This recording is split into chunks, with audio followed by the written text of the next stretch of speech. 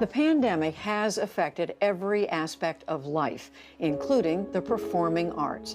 There's plenty of data. Third quarter unemployment rates of 54% for dancers and 52% for actors, a 33-fold decline in consumer spending on all performing arts. Many companies have announced that they will remain closed for in-person performances for the foreseeable future.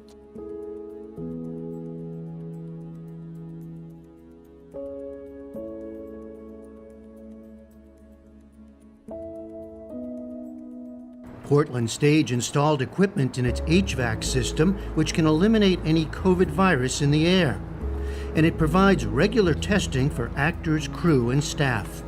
The audience will be limited to just 50 in a 288-seat theater. Even 50, how do you convince people to come in? It is a challenge, and I think a big part of it is doing the work that we're doing to make sure people know that we are taking safety precautions that are going to make this experience as safe as it possibly can be. That's helped by being in a state with relatively few COVID cases.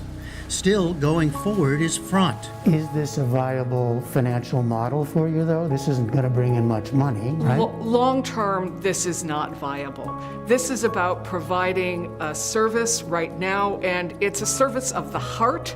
It's a service of the soul. It's a service for the artists that we can employ, and it's a service for the small number of people that will be able to come in and see the work. But with COVID closing the curtain on large gatherings, artists are hurting. Andrew Racino is a musician turned tech expert.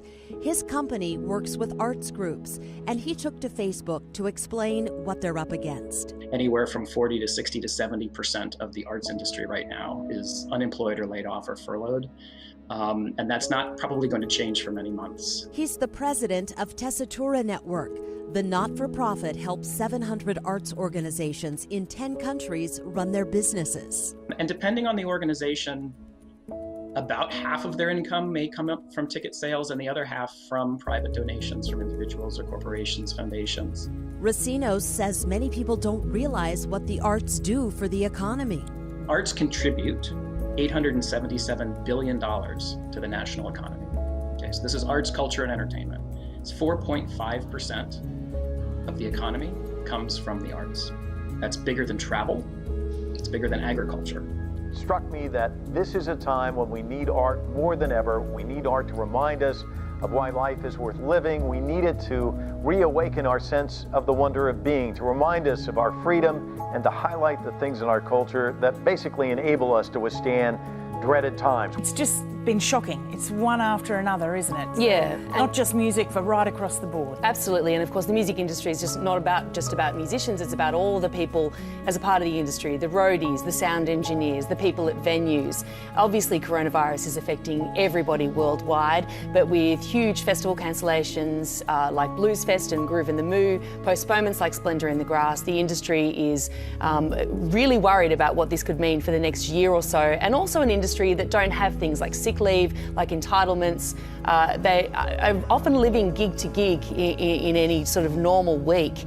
There has been a number of responses. There's a website called I Lost My Gig, which has been set up, really capturing what's happening to all those managers, booking agents, sound engineers, production crew, and of course musicians. They say that an estimated $100 million in lost income has already been clocked from 40,000 events that have been cancelled, impacting 200,000 workers. It is a huge blow to the economy, not just the music industry, but the economy at large. And this is, of course, just the tip of the iceberg. This website is also a place of support for many musicians to go. So if you are in the industry and you haven't checked out I Lost My Gig yet, then it's worth going. But also overnight, Live Performance Australia announced that they are requesting an $850 million support and stimulus package to support all of those in the industry.